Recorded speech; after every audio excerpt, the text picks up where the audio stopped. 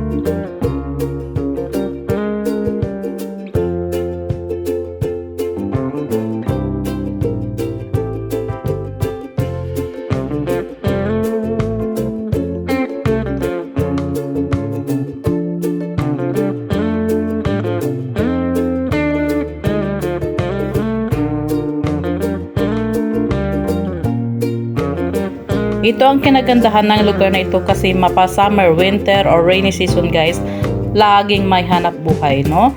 Laging may, hindi ka masisiro kasi pag rainy season, ang pamumuhay dito ay pangingisda. Maraming isda guys dito sa Bangladesh, kaya ito ang isdang tabang, no?